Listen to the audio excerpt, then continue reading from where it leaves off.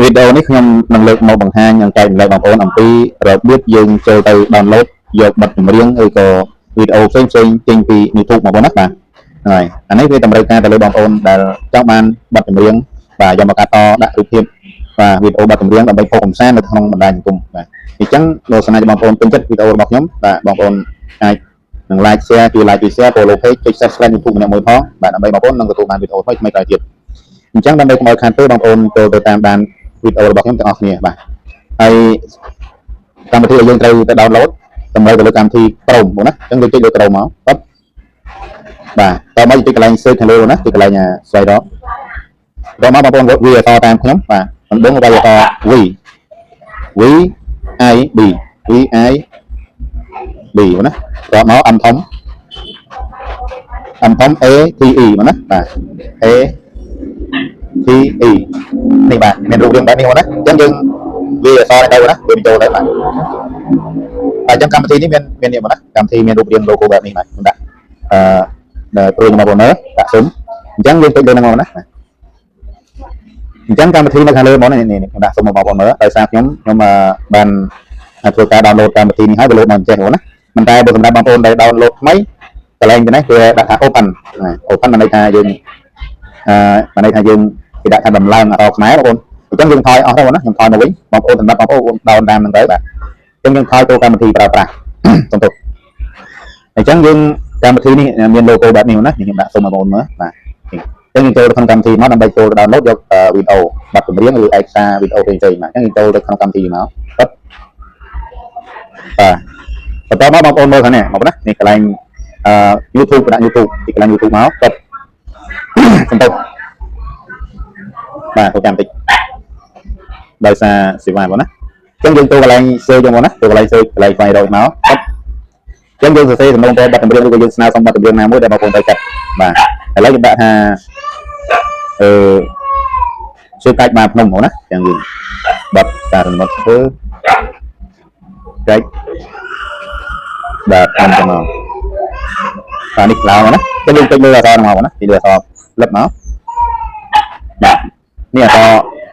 យើងចង់ដោនយកចម្រៀងសិនពីមុខក៏បានយើងចង់ដោនយកចម្រៀងណយវ៉ានិតក៏បានបងណានេះអញ្ចឹងយើងចង់បានបទចម្រៀងមួយណាបងប្អូនទីលើហ្នឹងមកទីលើហ្នឹងកត់មកបាទបទសម្លេងហ្នឹងណាបទសម្លេងហ្នឹងអញ្ចឹងបងប្អូនចង់ដោនយក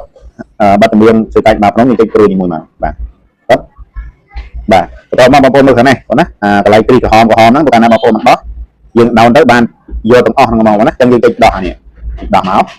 ព្រោះហើយយើងទីខាងលើយកតែមួយមកណាយកតែមួយមកនេះបាទទីកន្លែងប័ណ្ណចម្រៀងមកប័ណ្ណនេះមកបងណាបើកាលណាយើងទុកឲ្យគ្រីក្រហមទាំងអស់អញ្ចឹងកាលណាយើងដោនទៅវាមកទាំងអស់បងណាបាទមកទាំងអស់តែឡើយយើងទីយកតែមួយទេណាទីកាច់មកភ្នំអញ្ចឹងយើងទុកកន្លែងសញ្ញាអក្សរក្រហមនេះមកបាទបន្តមកបងប្អូនត្រូវមើលខាងលើបងប្អូនខាងលើបើសិនណាបងប្អូនចង់បាន MPC សំទោស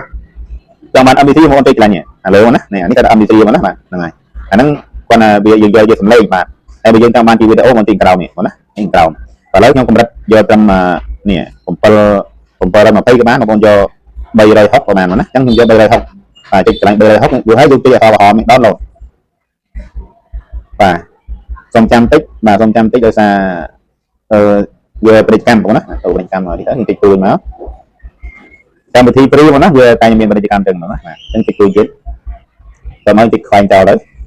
ដើម្បីថយទៅកម្មវិធីយើងវិញបាទសូមចាំតិច